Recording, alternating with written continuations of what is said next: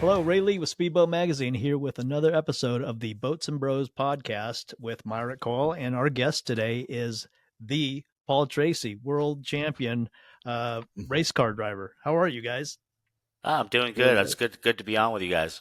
Thanks for coming on. It's an honor to have you. Well, I've been into boats. Yeah, I've been into boats a long time, but I've never actually really been interviewed for any type of boating stuff, so it's kind of cool. Yeah, no, for sure. But I'm curious to know how does one get into professional race car driving? I mean, like, walk us through that. Well, I started off on like a little mini bikes and stuff when I was probably about 4. My dad bought me a mini bike, and I had it it was in the garage, and you know those things that happen that you when you're a kid, or things in your life that you never forget. And I was in the garage with my buddy, and I was showing him the dirt bike, and it wasn't like a dirt bike like now. This was like this square framed little mini bike with a you'd hit the brake and there'd be a paddle that went down on the tire to slow it down. It was like an old school mini bike, right, with a little Briggs and Stratton motor in it. So it was leaned up against the wall, and I pulled the starter to start it, and the throttle was cracked open against the wall, and it took off across the room, the garage, and it hit the garage door and broke the garage door. So my mom came home and like couldn't open the garage door to get her car in. Like I got a beating over it, and then the mini bike went away, and a few weeks later, my dad came home with a go-kart, and we had a go-kart track that was, close by our house. It was like 30 minutes away, and went Where'd out. you live? And I lived in Toronto. In Mhm. it was a suburb of Toronto. It was called Scarborough, and there was a go-kart track. Like there was 2 go-kart tracks close to us, and we went out and did a race, and I won my first race in the go-kart, and that was it. That's all I wanted to do after that was race go-kart. So that was like, I knew right then that's what I wanted to do. That's Wow. cool. And obviously, when was your first professional race as you move up through the ranks? I started in go-karts and raced, in Ontario where we lived. And then as I got older, I got to be like, 12, 13, 14, we started going to races like internationally. We would go to Europe and go to, Wow. New Zealand and Australia. And in the summer, it's a short season for go-karting in Canada. You really only get, Yeah. 3, 4 months of go-karting. So we would come to the States and race when I was like 13, 14, and 15. And in the summertime, we would go to Europe. And, then after that, once you're done with go-karting, you start car racing at 16. And, uh, I started racing cars. It would be a Formula Ford when I was 16. And then 17, I was in a Formula Ford 2000, which was one step higher. And then when I was 17, my dad moved me into Indy Lights, and I actually won my first race in Indy Lights out here in Phoenix. So the first race was here in Phoenix, and I won my first race in Indy Lights. And I did 3 years of Indy Lights, and won the championship in my 3rd year. And then we were trying to go IndyCar racing at that time, and I was still pretty young. I was only like 20, just turned 21 years old, and we had some prospects. We had some teams interested in me, but at that time in like 1991, I mean, I was still a kid, and the stars of IndyCar at that time were guys that, I mean, it was AJ Foyt was still driving, and Mario Andretti, and Rick Mears, and Danny Sullivan, and Emerson Fittipaldi, and these guys were in their 40s, and they were the established stars, and you just didn't have young kids, 20-year-olds, 21-year-olds doing it. The guys were like, they were men back then, right? So we did a couple tests with some teams, and I was quick, but nothing really shook out, and my dad just decided that, okay, we're gonna He's decided he was going to mortgage our house against my mom's wishes for Wow. me to do an IndyCar race at Long Beach, which was my first race. And we rented a year-old car from a team and went to Long Beach. And, it was like one of those things where you think, okay, well, if we go to this race and we do well, then maybe we'll get a sponsor, and maybe we'll get to the next race and we'll make some prize money and we'll be able to go to the next race, we did it. My mom was super pissed at my dad. I remember being in my room, and another thing that you never forget in your lifetime was that you're sitting in your room and you can hear in the next room your mom yelling at your dad, "You son of a bitch!" Yeah. Mortgage the house to go car racing. Go do one car race. What are you, crazy? So we went, and it was a year-old car, and I qualified pretty well. I mean, I think I qualified like 14th out of like 25 cars, and then right away in the race, early on, the motor blew up in the car, and that was it. We were out of money, and I was sitting in the paddock and talking to a buddy of mine while the race was going on, and one of the team principals from Penske Racing came up to me and he said, "Hey, Roger Penske'd like to see you after the race is over. Wow. Come to our hauler." And I was like, I thought I did something wrong on the track. Yeah. Like I thought I'd cut off Rick Mears or Emerson Fittipaldi or something, like I'd done something dumb and I was going to get in trouble for something. Why would they want me to come over to Marlboro Team Penske to come see them? And then I went over after the race, and they said, Roger Penske said to me, what are your plans? I said, well, I don't really have any plans. I said, we want to run the Indy 500, and we're going to try to find a sponsor. And he, but we don't have one right now. And he goes, well, sit tight and wait for me to call you. And, I went home and told my dad, and we didn't have any money to go run the Indy 500. We couldn't find a sponsor. And, it wasn't like the phone didn't ring the next week. A month or two went by, and it was actually, it ain't gonna happen. I didn't even think about it again. And we were sitting at home on Saturday of pole day of the 91 Indy 500, and after the whole thing was over, the phone rang, and it was Roger Penske, and he had called. There wasn't cell phones back then. Yeah. You called your house line, and you actually answered your house line. I don't even have a house phone anymore. Exactly. So the phone rings, and it's Penske, and he says, "Hey, we just qualified on the pole with Rick Mears at Indy. I'm going to my office to do some work in Detroit. Meet me at my office at midnight." And Whoa. we're in Toronto, and my dad was like, "Okay, we'll get in the car and drive over there, cross the border into Detroit." And we got there at midnight, and they were waiting for us. And we walked into the office, and they said, "We want to sign you to a testing contract." We got Rick Mears and Emerson Fittipaldi, and their schedules are super busy with sponsors and racing, and we do a lot of testing, so we need a guy that can just go and log miles and drive, test new stuff for us and test motors. And my dad said, "Well, can I read this?" He goes, "Can I read this contract first?" And they said, "No, you sign it now, or we got another guy at a hotel that wants to sign it. Oh, wow. If you don't want it, it was a 5-year contract. I mean, so what are you going to do, right? I'm 20 years old, 20 and a half, and the best team in motorsports has got a 5-year contract in front of you. And so that was it. We signed the contract, and literally within a week, I was testing cars for Penske. That's amazing. Paul, what do you think that it was that Penske saw in you within those first race days? I mean, obviously, when I won the Lights Championship, I broke all the records that were in Indy Lights. I won like 9 out of 11 races, and Jeez. Had 10 poles out of 11 races, and I had tested a couple of Indy cars for other teams, and was really quick. I went to Mid Ohio and did a couple tests for a couple teams, and was really quick. So I mean, I guess there was some hype around me, but again, But in never do you those, think yeah, Roger Penske's watching you. yeah. But in those days, you could test as much as you wanted, and their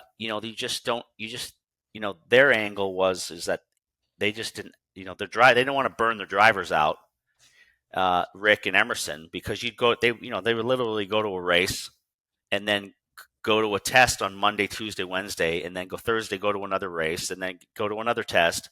And so they needed somebody to do some driving and literally I was the first year that I was with them. I think I did, in the first 3 years that, when before they put testing limits on how much you could test. I mean, you could basically spend as much money as you wanted to in those days. And I think I literally tested 200 days of testing a year, Wow.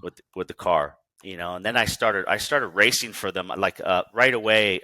My first test was at Mid Ohio, and I'd already been there in an Indy car, and I went there did a test with, it was me and Emerson, and I was quicker than Emerson in the test, and they were like, "Whoa, this kid's fast."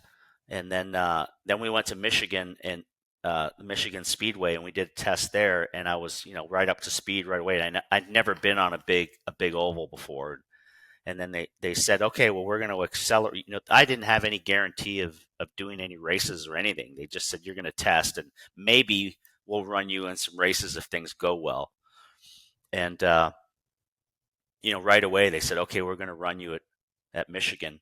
They signed me in. They signed me to the contract in basically June, and I did my first race for them in August, and was at the Michigan 500. So I went there and I did all kinds of testing at Michigan, and I was always by myself. I did like 500-mile tests and engine tests and durability tests, and we went there, and I did my first race for Penske in a year-old car that they had, and another thing that you never forget in your whole life, I qualified seventh in my first race for them, and the team came to me and they said, okay, do not pass anybody. We want you to chill out and do nothing till you get to 400 miles. And lap 2, I'm trying to pass the guy in front of me, and I lost the car and crashed and broke my leg. Yeah, and wrote the car off. Yeah. Yeah, like literally I lost the rear of the car and I corrected it, and then it snapped back the other way and I hit the wall head on and broke my leg in 2 places, compound fracture, Oh. lap 2. In your And, mind, you're like, I'm done. yeah, you probably yeah, think that's that. it. I'm Yeah, done. like nobody came to the hospital, like except my mom and dad. Yeah. And then they airlifted me to Indianapolis, and I had surgery the next day, and they put a rod in my leg and some pins and screws. And then I was, they said, okay, you're going to stay in the hospital a couple days. And then somebody from the team manager came, or I got a phone call from Penske, and the doctor that did the surgery was actually in the room, and he was on the phone with the doctor. His name's Dr. Trammell. He was the guy that did all the surgeries for IndyCar. Still does. He's the orthopedic surgeon for IndyCar. And I could hear him on the phone, and he's saying, "Yeah, I mean, surgery was good. He'll be in a cast for about 5 weeks, and then he'll be in a soft cast, and maybe after a few weeks after that, maybe he can drive, whatever." And so then, he passes the phone to me, and he says, "Okay, you're going to stay there in Indianapolis, and I'm going to put you up in this hotel, and you're going to do, rehab every day, be in the gym every day, and get your leg better. And as soon as they get the okay for you to drive, we're going to go test again." I'm like, okay. So I'm not fired. I'm not fired. Yeah, you're right? feeling pumped about that. Yeah. Yeah. So literally 6 weeks, I'm in like a bandage cast. I'm on crutches still, and they give me the okay that I can go drive. But I'm in like a tensor bandage. I've got a rod and some screws in my ankle. But I'm non-weight bearing. And so they say, okay, we're going to let you test. And they take me back to Michigan, and there's the car. My wrecked race car is in the garage sitting there because Penske owned the track, and he parked the truck right next to it. So I got to look at the wrecked race car, and there's this big blue mark on the wall that they hadn't painted over. And they said, all right, you're going to finish this race. You're going to go out and do, 498 miles, So I was crapping myself my first few laps. Like I was just nervous as hell. And then I got back up to speed, and then I did a race later in the year, and another, a month later or so, they put me in 2 more races, and I finished both times. I finished in the top 10, and then away we went. I started the second year of my contract. I did more races for them. Rick Mears got injured at Indy, crashed and broke his wrist, and then I filled in for him pretty much the rest of the year for him, and was running top 5 all the time. And then the third year of my contract, I was full time with them. Wow, that's amazing. That's cool. That is cool. Paul, was it more of a thing like you just had like this natural God-given ability, or were you coached to get to the? Yeah, no, I wasn't coached. I didn't have any formal coaching like guys now have. They have physical trainers and driving coaches and somebody to go over their data with them. You just kind of did it. I mean, I had my dad, and my dad was not a professional race driver. He claimed he was a motorcycle racer when he was a kid, but I can't find any record of it. But he would tell me. What did he do for a living?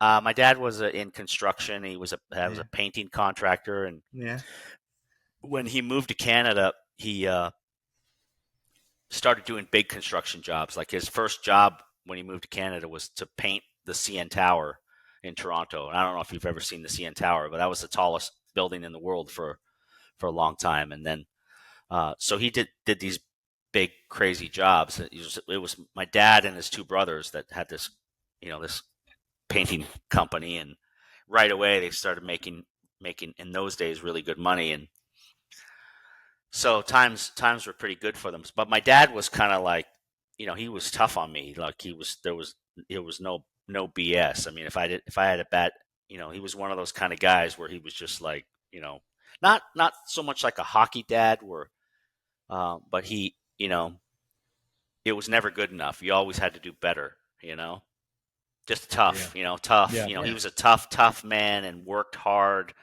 did tough jobs where you were, he was hanging off of skyscrapers painting stuff, and breathing in paint fumes with no mask, and he was just one of those kind of guys, like. Is he still alive? He just recently passed this last November. My dad was 92. Wow. And he lived a full life. So, but he enjoyed your whole career. Yeah. Yeah, I mean, but he was tough work though. He wasn't. He got banned from coming to the races by Team Penske because he'd be all up in everybody's business, telling them how to do it, and telling me what to do and getting me all worked up, and So, but I mean, my dad was very combative. He liked to. He kind of thrived on controversy and like winding people up, and like kind of like intimidation a little bit, and that kind of stuff. Paul, do you have any siblings? I have 3 sisters. Okay. Yeah. So, I mean, throughout how long was your racing career? Well, I started IndyCars in basically 91, and then I raced pretty much full time until I retired from IndyCar driving in 2011, 11 or 12. It was after Dan Weldon got killed at Vegas. That was my last race, and I decided to retire after that because it just at the end of my career I wasn't driving top level stuff anymore, and I wasn't running up at the front like I was accustomed to. I was in my 40s by then, and and just it was in that era of when it was the IRL, the Indy Racing League, that, we were racing. There was a lot of side by side, 3 abreast racing. It was like pack racing, and it was super sketchy and dangerous. Like, we were running at Vegas at this race, and it was 25 of us going around in a pack together at 225 miles an hour, and we're all like touching wheels, and and it's just, it's kind of, I guess it's almost like super stock racing. The cars are they're so close together, and nobody's giving anybody any inch. And then guys locked wheels, and cars were flying, and a friend of mine got killed, and my mom and my dad were like, "Look, you're hardly making any money doing this now. You're driving for little teams and having to find sponsors to do it, and you've made lots of money. You don't really need to do this, but it was still in your blood, though. Yeah. I still want to do it. I still like to race. I retired after Dan got killed, and I literally drove nothing, not even an indoor go-kart. I just decided I'm not going to drive anymore, and put on a bunch of weight and got fat and got ugly, and 3 years ago, I decided I wanted to start driving again, and I hadn't driven, and they started this SRX Series that I run in now with Tony Stewart, driving these stock cars, and I didn't realize how much I actually missed racing.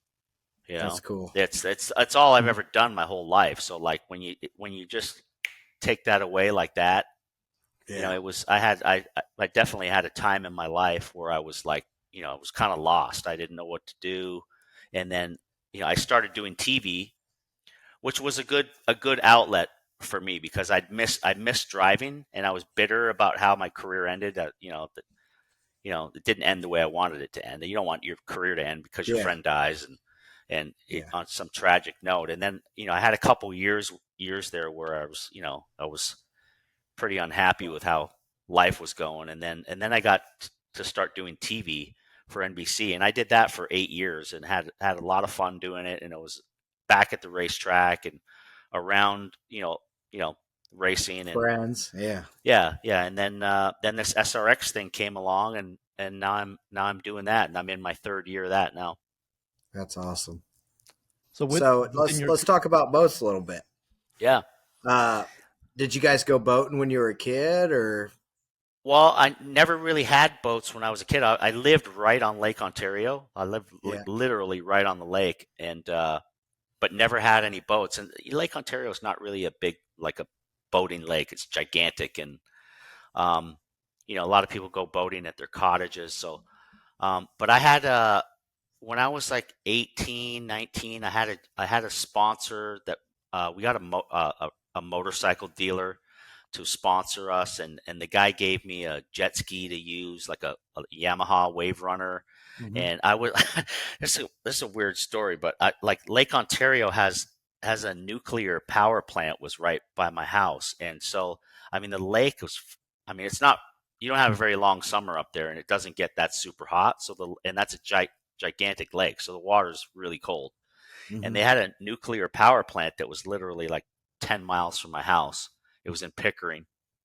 So I guess the place to go jet skiing, everybody would go there because they'd pump all the hot water into the lake, and the warm water was right there. The water would be it'd be like 45, 50 degrees, and where this little spot was where everybody would ride jet skis, the water was like 80 because they were pumping all this hot water into the lake. I don't know if I'm going to end up dying from it or not. Yeah, it's like The Simpsons. So that's so I had jet skis and stuff, and then when I moved to the States, I moved here to Phoenix in 94, and I started racing against Robbie Gordon in 93.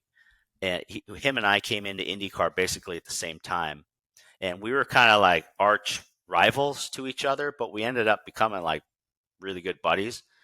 And so one day he was like, "Hey, come on out to Parker, Arizona. I got a house out there, and let's hang out, go on the river."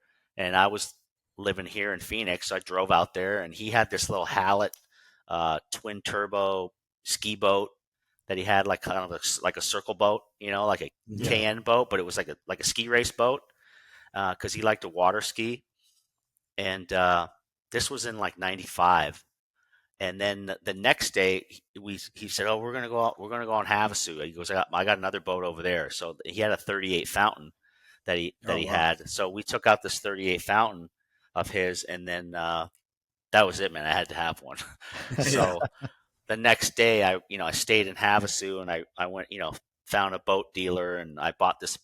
My first boat was a 34 Magic, and which was it was a pretty cool boat because it was like a Don Arno design boat, and it just worked really well, and I liked it. It was comfortable, and it was pretty quick for what it was, and it had 502 mag motors in it, and the thing ran like 78 miles an hour stock, and it was like I had that boat for 3 years, and then I wanted to start getting into the go fast stuff, and I bought my first skater from Peter was in 90, 98, 99.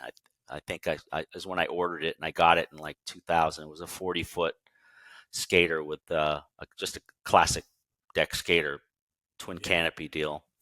And those are good running boats. Yeah. What Yeah, power was in it? I had a guy. I actually at that time had moved to Vegas, and I had a guy build the motors in Vegas. It was a guy named Bill Dunsmore, and his dad was actually Tom Gentry's engine builder back in the day. So they were engine builders in Boulder City. So I had him build the motors for me, and it had number 6 drives on it, and I had that boat for about 3 years, and then I got. But you went from going for your first boat ride in 94 to a 40 skater 6 years later. Yeah. That's cool.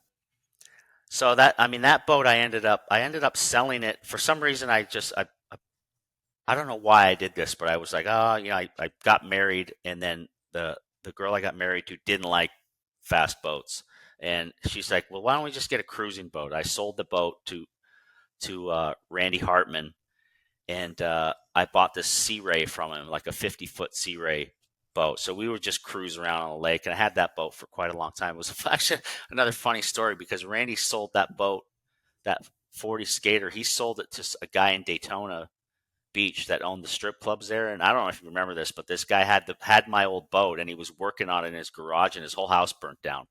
Oh, I don't know if you remember. I don't know if you remember seeing that the stories on that, but he was apparently working on the boat in his garage, changing jets in the carburetor, and dropped a wrench, and it landed on the batteries and arced, and he had fuel. He had fuel. He had fuel spilt in the bilge, and I guess it lit up, and it burned his whole house down and the boat in his garage.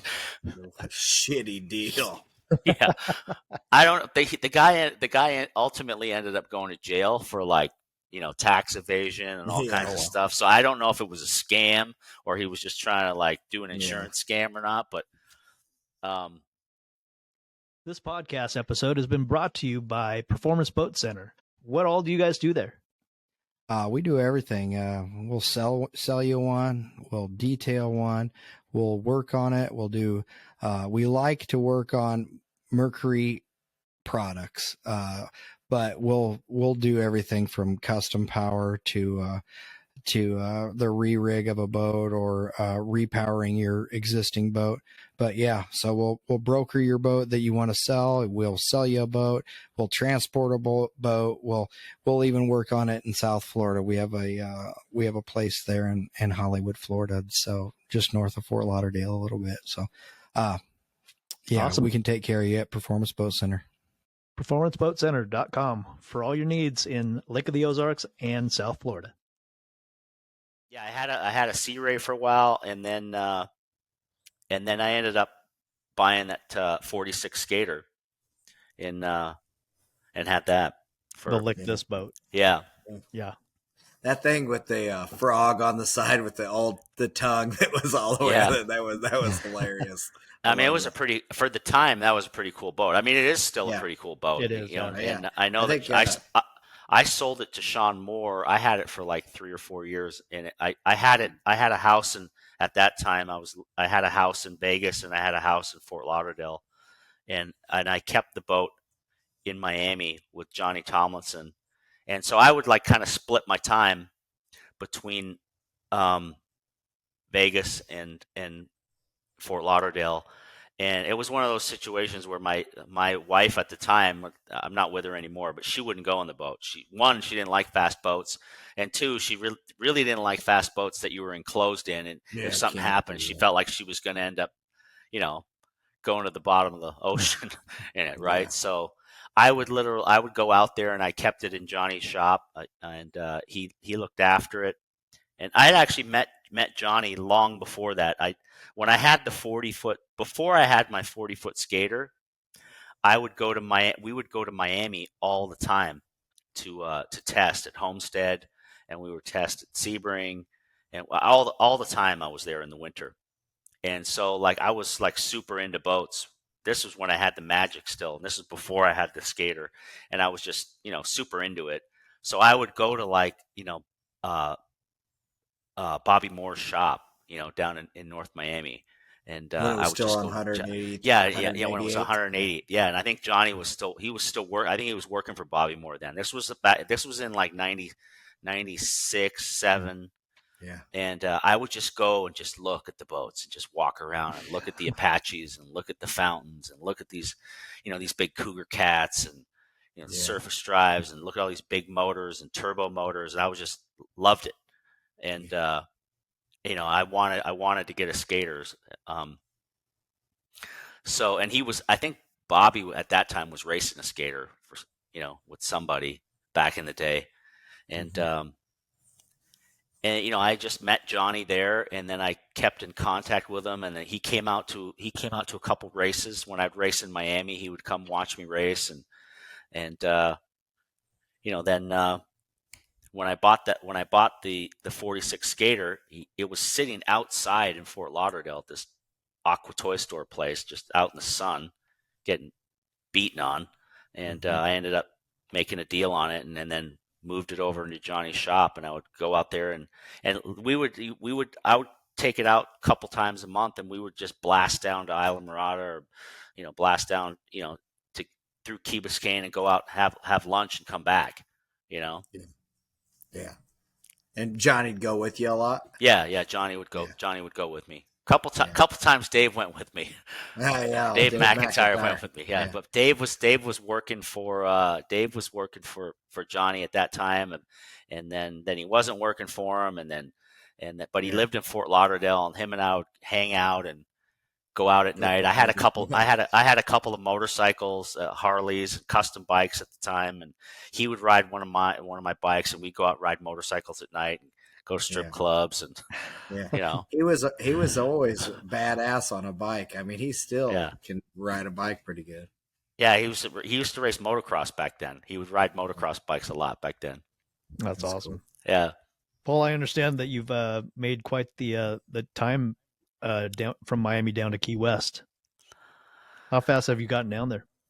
Well, I haven't taken my I went down with Brian for last year, and I rode with my friend Chris and his MTI, but I've never actually taken my boat all the way down to Key West. When I had the 46 skater, we would just, I don't think if you tried to blast down there all the way, you'd have to stop somewhere for fuel, and I needed race gas in that boat, and so there's nowhere where you're going to get race gas. So we would basically go out to what's the first card stop after when you leave Miami, Gilbert's. You go across. Yeah, we'd go to Gilbert's and go and blast over there, and then have lunch, have something to eat, and then blast back. But all I basically wanted to do was just see how fast I could get the boat going, and I could never get it going faster than we hit 175, me and Johnny, I don't know, 20 times in the boat, but I just wanted to see 180, but we could never get it there. And you brought it up before we started this. He's like, well, I got these props we could try. A set of Dave Scott's props, and they're they're his special props. Forged and I think we can get it to go. And then we go out and we're blasting along, and I thought the motor blew because it just started vibrating like crazy. so hard. Yeah, and Johnny shut it down. I was like, oh shit. And he went and looked out the back. He's like, oh, we threw a blade off the propeller. I'm like, okay, well. He goes, well, you're going to have to buy this propeller.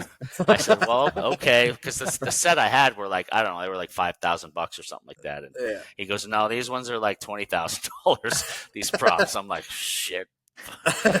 Yeah. Thanks for telling me now. Yeah. That's hilarious. Dave will enjoy hearing that. I understand you have a. I've actually been in like a couple times in with when that was when they had the Bacardi boat. Dave and Johnny had that 36 skater with the rudder on the back. The one that Ron Zolak had for a long time that he took the canopy off. So a couple times that where Johnny was going to like test props, he had me like just drive the boat for him, and we literally would go out of his shop and go down to the bridge and then turn around and come back to the other bridge, and it's basically bridge to bridge run. And one time he was like, he wasn't slowing down. I'm like, the bridge is coming up. And he's like, yeah, just hold it straight. And we literally went through the bridge at North Miami Bridge at like 180 miles an hour. Yeah. We had hit close to 200 in that 36 skater. And like, I'm waiting for him to lift off. And I'm like, he's like, I just got to get another mile an hour out of it. And then like he finally lifted off. And I'm like, we're still hauling ass. And he's like, just hold it straight. And we went right through the bridge at like 180 miles an hour off the throttle. That's awesome. Yeah. I don't know if you can get away with doing that now, how they police it, but I think Johnny still tests up and down there. Yeah, he still does. Yeah. He was telling me about it the other day. Yeah. Well, speaking of Johnny and Myrick too, I mean, I understand you have a pretty strong opinion about people that work on their own boats. I do. Yeah. Well, I mean, I'm a mechanical guy. I mean, a lot of. I mean, I'd prefer not to work on a boat because it sucks, especially with one of my boats in Havasu. It's 100. I don't envy guys that have to get upside down in a bilge, but I mean, I've always worked on my own stuff my whole life. So like like when I started racing go-karts, my dad was, running a construction company, and he didn't have time to work on the go-kart. So basically the deal was, if your go-kart's not ready to go Saturday morning, we're not going to the racetrack. It's got to be ready. You got to have new tires on it. It's got to be, the toes got to be set up. The engine's got to be rebuilt. And if it's not ready, then there's no point in going. Yeah. And that's the thing about, I've talked a lot about, the new generation of racing drivers. Yeah, a lot of these kids that race now that come up through go-karting and cars, they've never even picked up a wrench in their whole life. Like I've seen kids like racing go-karts, and they show up now at a go-kart track with a semi-truck and two mechanics, and they don't even know how to put a tire on their car. Yeah. Let alone work on anything. And that's, and you get a lot of that in racing too. You get, there's a lot of, racing is, it's a rich man's sport, and a lot of guys don't want to work on their stuff. But I think if you understand things and you mechanically understand how things work, and then you have a better understanding of how to drive it, Yeah. That's what I've told Ray in the past when Johnny and I are in the boat together and we are winning a bunch. It's like we've got two mechanics in there and we're constantly bouncing stuff off each other, and it just helps so much. Yeah, well, you guys are both know what when you're trying to get a boat to go fast, there's like, it's not one thing that's going to make it go faster. It's 10 little things that are going to make it go faster. And that's the same now with racing, like with the way IndyCar is now, that the cars are spec. Everybody's got the same car, same motor, same horsepower, same tires, same suspension, same shocks. Everything is it's a spec series now. And, you're not just going to make one change on the car and you're going to pick up a second a lap. It's like at Indianapolis, it's so tight now and it's so close. It's 100 little tiny changes that make the difference between winning and losing. And I mean, I would assume it's the same in boat racing. It is exactly the same way. We were just racing this weekend here at Lake of the Ozarks, and And the stock boat, I notice it more because we mess with tow and drive height a lot more because it's an outboard boat and it's not just like changing a spacer or whatever. But you can move the engines up and down, change propeller, change weight, and then all the different things that add up give you that half a second. That's going to make you leave the other boats. So I don't know Yeah, what I Jackhammer's was doing, but they're doing something that's got me scratching my head because them guys are fast. yeah, I was talking to Johnny last year at Key West because I was there watching him, and I was asking him, do you guys set the boats up for top speed? Or he goes, no, it's all about accelerating off the corner. He goes, Mm-hmm. it's all the lap time is from when you enter the corner to how fast you can get to bouncing off the rev limiters. These 1100 boats, they're only going to run 140. So it's all about, I mean, you can prop it to go faster, but you're Yeah. just takes forever for it to get there. And he goes, it's all about just coming off the corner and how fast you can get from, that 100 miles an hour to 140, that quarter mile acceleration. And it's kind of the same now in an Indy car. It's not the trap speed at the end of the chute that you're looking for. At Indianapolis now, these guys are, it's all about having a high minimum speed in the middle of the corner and how the car accelerates through the short chute at Indy and how it accelerates off the corner. And then, that's where all the lap time is. Yeah, I was looking back at some of your previous records, and there was something, I don't know where it was, but you had like a 262 mile an hour average through a trap or something like that. Yeah. I mean, Yeah. where was that?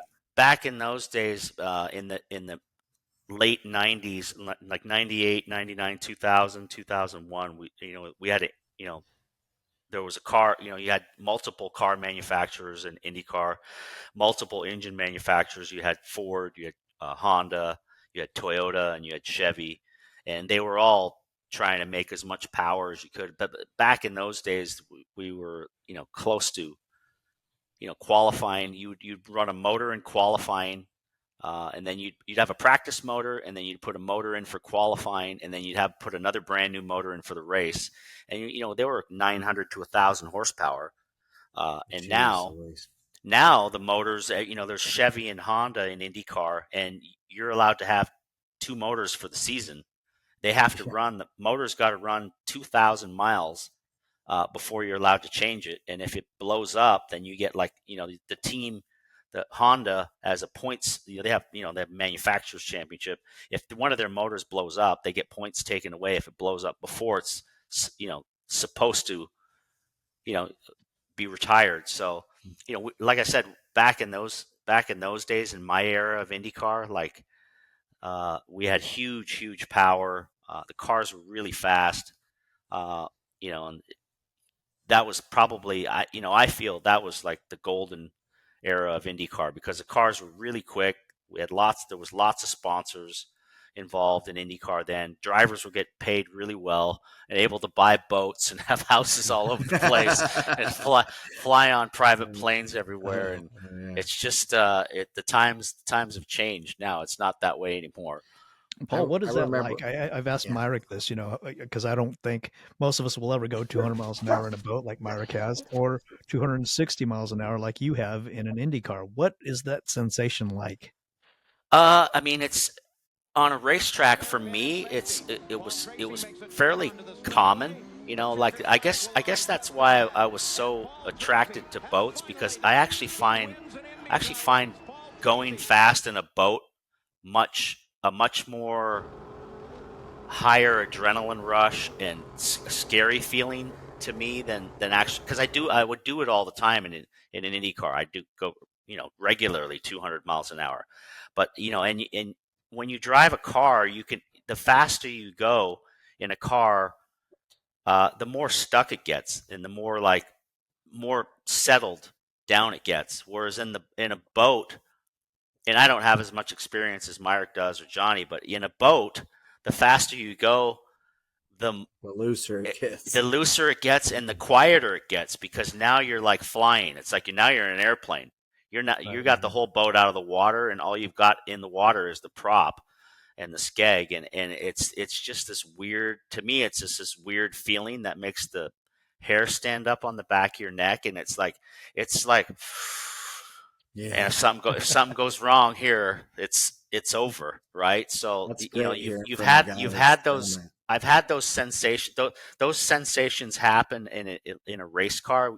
Like you're going fast, but you don't realize how fast you're going until something goes wrong, and then you're crashing, and you're like, oh shit, here we go.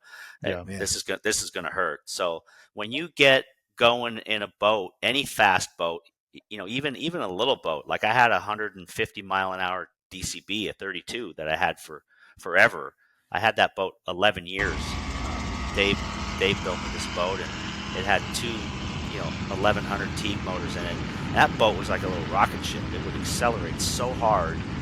It was a 150 mile an hour boat, and like when it's flying, you're like, man, it's like it's a different experience, and especially in a big boat like a 46 skater it's got a big giant tunnel, like like you can feel it's in the water, and then when you feel it take like lift, and now it's in the air, and the speed just jumps. It goes like it's dragging, and then when it gets to that point, then the speed goes starts to go. Yeah.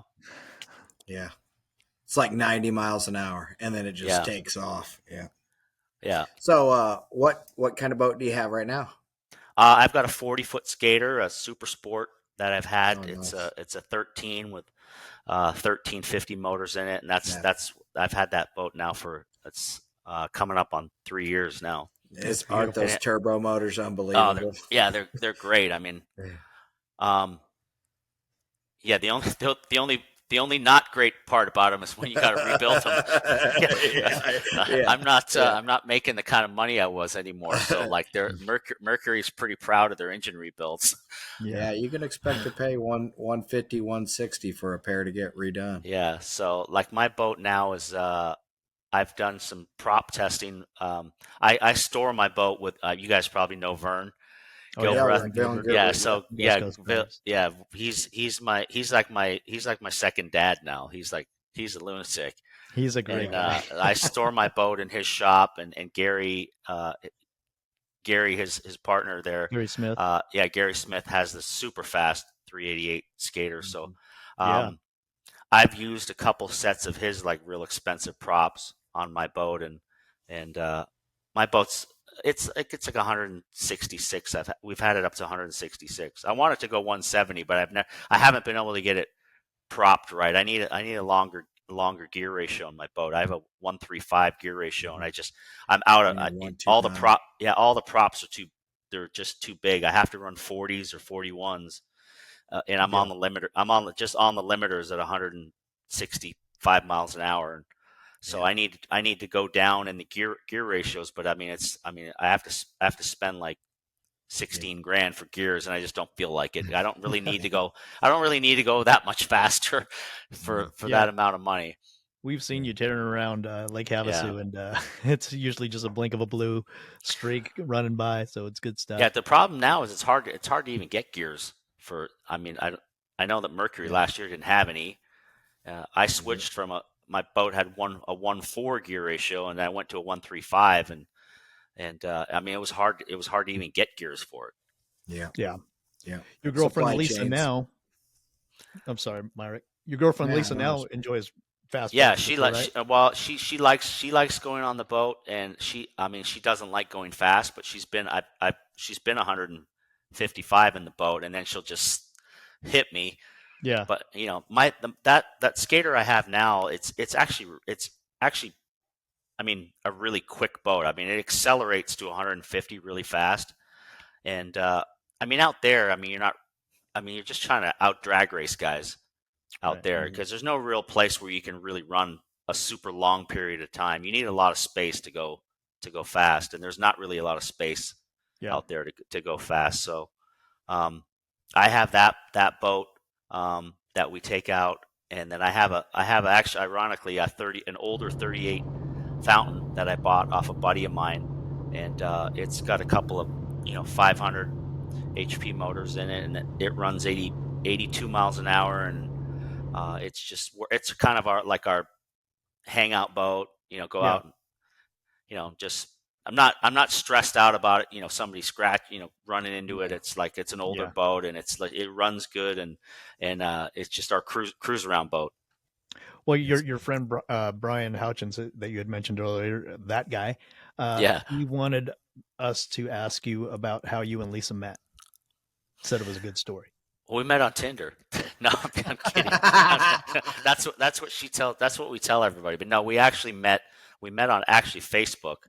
I had gotten divorced from the girl that didn't like boats, and and that was in a period of my life where like I just retired from racing, reluctantly retired from racing. So I wasn't a super easy guy to be around, and I'm not blaming her on anything, because I certainly didn't make a very nice household to live in, because I was an asshole to be around, because I was depressed that my racing career was over and my buddy died, and so we ended up splitting up. And then I went a couple years where I was just kind of said, all right, that's it. I'm never going to get serious with a girl again, and I'm just going to have a bunch of girls, like Yeah, be a hoe. and and then I met this my girlfriend now, Lisa, on Facebook. She lived literally 2 miles down the road from me, and had just gotten divorced, and she had never had social media. She was in this relationship with a guy who was a very, very strict kind of OCD kind of guy, and had all these rules, and you know how it is when a girl starts up a Facebook. Immediately, there's 100 guys go after her, and somehow I weeded through and got the DM got through, and we started talking, and then we started dating, and then we've been together now for 5 years. Nice. Congrats. That's Yeah. really cool. So 31 championships. Yeah, Your 31 career? wins, not 31 championships, but 31 wins in my IndyCar career. Yeah. Got it. Wow, that's a lot. That's awesome. What's a season consist of? How many races in a season? I mean, typically there's 8. During my era there was 16 to 18 races. Now I think they run like 18 or 19 races. You kind of limited by when this season of having good weather. You kind of the IndyCar Series always kind of started down in Florida, and then it worked its way to the west, and then when the summer came, you raced in the Midwest, right? So that's kind of how it is now. They start in Florida, then they go to Long Beach, and then once May comes, and they go to Indianapolis, and then you're racing in the Midwest for the rest of the summer, and then you end the season off on the West Coast. That's usually how the schedules have always gone. You end up finishing up in Laguna or Monterey or somewhere like that. That's cool. Yeah, so I was fortunate. I drove for the best teams. I drove for 7 years for Penske, and I drove for Newman Haas 1 year, and then Team Kool Green for 6 years, and then I drove for Players Forsythe team for 6 years. So I was blessed to have really top level equipment my whole career, and I was able to be in good equipment and be in a position to win every year. There was only a couple years in my career where I didn't win a race. At least one race a year. So typically I would win 3 to 4 races a year. Is there a certain moment in your career that stands out above the rest? I mean, for me, my championship year in 2003, when I won the overall championship, was my best year. I won 7 races that year and had 7 poles, and that was my my career highlight year. Yeah. I think I met you about then, maybe a little bit later. You actually showed up on a UTV in the pits in Havasu. I was crewing the Bud Light boat for Johnny and Dave. Yeah. And you showed up on a UTV. I think it even had Monster on it at the time. Yeah. I don't know if you had decals on it or something like that, but I hadn't even really seen UTVs. They weren't, like what they are now, but out in Havasu, obviously it was a big deal. And Yeah, I remember you rolling into the pits, like, just coming out there, and I was like, holy shit, it's Paul Tracy, Yeah, I remember that. I Cool remember deal. that now. I forgot that there was a race in Havasu back then, but you guys were parked kind of right along the road right Yeah, there. exactly. Yeah. And Right out I there, had, almost to the nautical. Yeah. yeah. So at that time, I'd kept my motorhome out at the Islander out there. So I would, and I had the DC, I think that was when about 2010, 4, or was it no, 2004? 4 or 5, somewhere in there. Yeah, it would have been the Bud Light days, so it would have been 5 or 6, probably 2005 or 6. There was a OSS race out there. I would say it was 2005 or 2006. I think at that time I still had the 46 skater because I didn't have my DCB. I built that in '08. I had sold the skater to Sean Moore, and then I built a DCB. So I probably still had the skater at that time. Yeah. Yeah, But we it was broke that boat up was a just problem. too big on that lake, and it was I mean at that time it was too big because it was all 32 or smaller foot boats. Now in Havasu, there's so many big boats out there. I brought that like this boat out there, and it was canopied, and it Yeah. was too hot inside it, and it was just Try to in the take that thing summertime. through the channel. That thing's a nightmare Yeah, going and through the now, channel, I bet. well, now it's done. Now there's gigantic boats rolling through the channel every weekend. You Yeah. see it, Ray. You're out there. I Yeah. mean, you got Brian. He's got a 50-foot MTI. The thing's like Right. 13 feet wide, and it's like Yeah. there's a couple of 50-foot center consoles out there, and they're huge boats. And back then, I mean, when I took the skater out there, it was just for me, I'm kind of a one man show. It was just me and my wife at the time, and so that boat you kind of need. You know how it is. A Yeah. whole crew of people to like get it Yeah. on and off the trailer and launch Yeah. it. It was a gooseneck trailer, and you need a semi truck, and Yeah. it was too much. And I decided to, and my wife wouldn't go in it either, so Yeah. she would like stay in the motorhome, and I'd go blast around the lake and then come back, and it wasn't all that fun. And we would I just decided to sell it, and I had a 32 DCB, and that was a great boat. I mean, because my wife at the time would go in it, and you could cruise 50 to 70 just easy in it all day Yeah. long and not burn any fuel. And it was just a perfect size boat where I could launch it by myself and put it back on the trailer by myself, and clean it by myself, and it was no headache. Yeah. Yeah. Yeah, it makes a big difference. I have a lot of people, a lot of Havasu people too, when with these outboard boats, will like tell them, hey, we offer a 42 footer, a 36 footer. Like, oh, that's way too big. And it's funny to think that the boat's too big, but I can see where people run into that issue. Well, now, I mean, Ray's out there a lot. He's out there more than me, but now the lake is so busy, and it gets so rough now Yeah. that, I mean, you kind of need a bigger boat now than, a lot of these guys in the smaller boats that you get beat to death out there now. The bigger boats are like, there's so many of them now. And the problem you have now is that there's so many ski boats out there and wakeboard boats, and they Oh make all God. these, Yeah. they have the giant stereos in them, and they just cruise around all day at like 20 miles an hour and put off this giant wake, and it just Yeah. makes the lake super rough, Yeah. and that's the problem now is that if you're in a little boat, like a little 25 Daytona or a 20, something like that, you just get beat to hell Yeah. all For day sure. long. What's your I crazy mean, experience? I've never been out to the Ozarks, but I hear that gets super rough out there.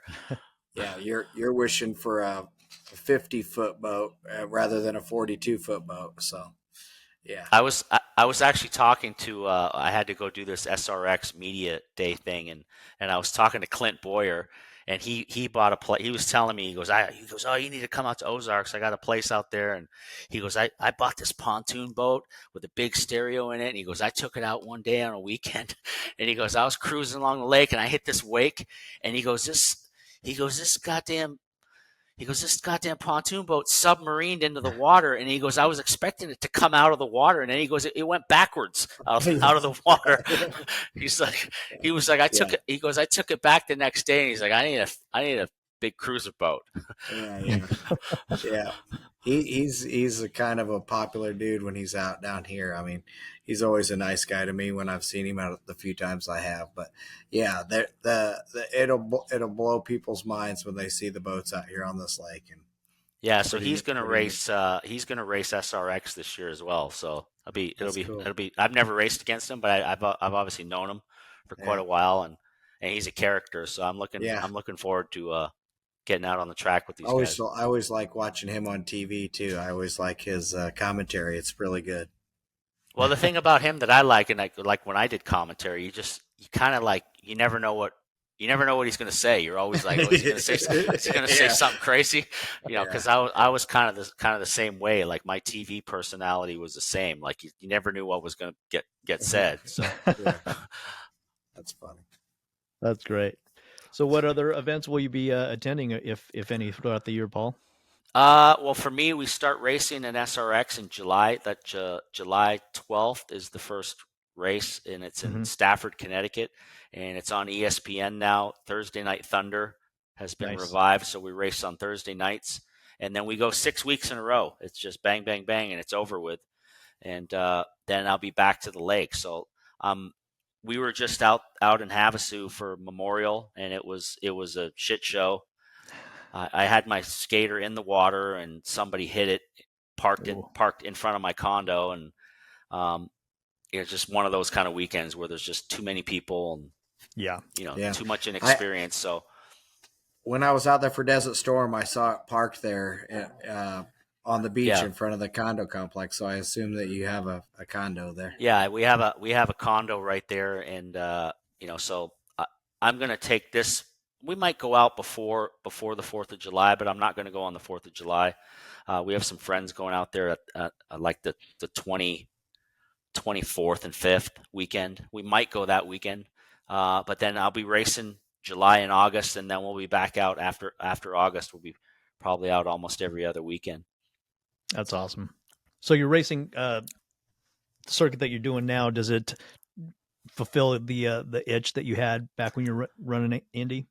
Well, I mean, it's just different for me. I did a little bit of stock car racing in my career. I did 10 races in a nationwide car, and this was years ago. This was back in 2006 and 7. Yeah. And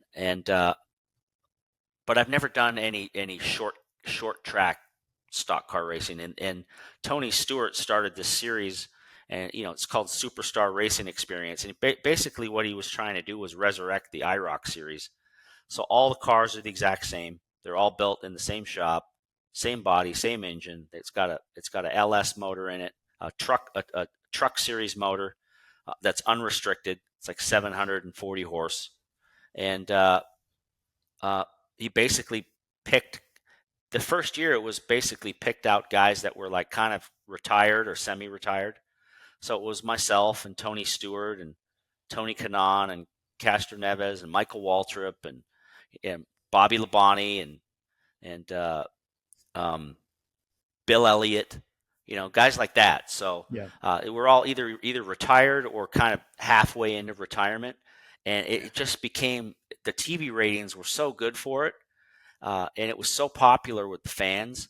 Yeah. And then the second year you got more, which was year 2, which last year you got more current guys started coming in and wanted to do it because they saw it on TV and they're like, man, that looks pretty fun. It looks like a blast. Yeah. We have a couple of the dirt races, and then the 4 of the races are on those short, local short track, so, then you had, Chase Elliott came in and some current top level cup guys. And now this year 3, you've got Kyle Busch is doing it, and Chase Elliott and Brad Keselowski, and you've got like all these top level cup guys are doing it now. And here I am fully retired, and I gotta go up against Kyle Busch in my first race coming up here in a few weeks. I gotta race against Kyle Busch, who's won three cup races so far this year. Yeah, So yeah. I'm definitely gonna see how I stack up. I'm just hoping I don't look like a fool compared to these guys. But like the last couple years, last year I got a podium. I finished 3rd at a race and was generally running up front most of the time. And there's a lot of beating and banging, and bumping and grinding, and Tony is great. I mean, Tony is like he's a machine. That guy is like, he's an unbelievable driver. Like if he wanted to like whip us all, he could do it, no problem. But he it's his series, and he kind of knows it's what he needs to do for TV.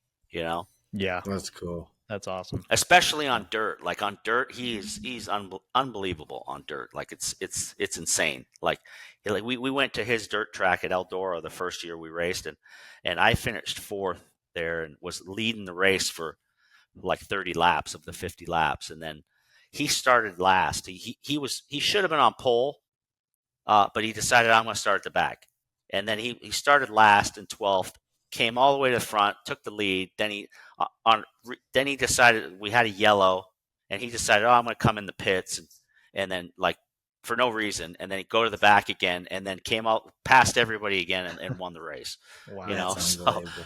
And he just gets up on the high side, right up on the cushion against the wall, and just like, I mean, I've never raced dirt in my career. I mean, obviously I've gone around and fooled around in a field with a rental car, but like he's raced, sprint cars and winged sprint cars and midgets, and I mean the car control. Yeah, the car control he's got to just throw a 3,500 pound car into the corner and just set it right against the wall sideways and just stay right on the wall. It's like, I mean, I tried it and I end up hitting the wall and banging into the wall. It's like an art form. That's awesome. Yeah. It's cool. Well, That's we'll for definitely be watching you this season. Yeah. That sounds like a whole lot of fun to watch you, and especially for 6 weeks in a row. But yeah, it's just bang bang bang 6 weeks in a row, Thursday night, and it used to be on Saturday night on CBS, and now they've decided to move it to Thursday night as the kickoff to the start of racing, because a lot of people they found it got good TV ratings, but a lot of people don't have time on Saturday night. You're even, a lot of race fans are either out racing, or they're out doing something, or at a barbecue or something like that. Right. And Thursday night now is like a lot of the race people are, they're just getting to a race on a Thursday, and now they're in their hotel and things like that. So they used to have Thursday Night Thunder was like big on ESPN back in the day, and so it's the resurrection of Thursday Night Thunder. That's awesome. I'll be watching. Yeah, for sure. Same. Well, good luck this season, Paul. I want to thank you so much for joining us. This has been a blast. I can't believe we've gone through an hour so quickly, but we might have to have you back on just to catch up on other stories. That now you got to give Brian a hassle. I told him he needs to start a race boat team, because I want to go boat racing. That's what I've always wanted to race a boat, but you got to find a rich guy that wants to pay for it all. Yeah. That's tough to do. That'll be my next call. I'll call him up and then rattle his cage. Tell him we announced the fact that guy is going racing. You heard it here first. Brian Houchins and Paul Tracy, the next offshore race team. All right. Thank you guys so much. Myrick, thanks for joining us. Paul, thank you so much for your time. This has been another episode of the Boats and Bros podcast. Be sure to watch, rate, like, and share. So, and we'll see you on the next episode. Thank you, Paul. All right. You're welcome. This podcast is powered by Speedboat Magazine. Subscribe now at speedboat.com for 9 power-packed current issues a year direct to your mailbox.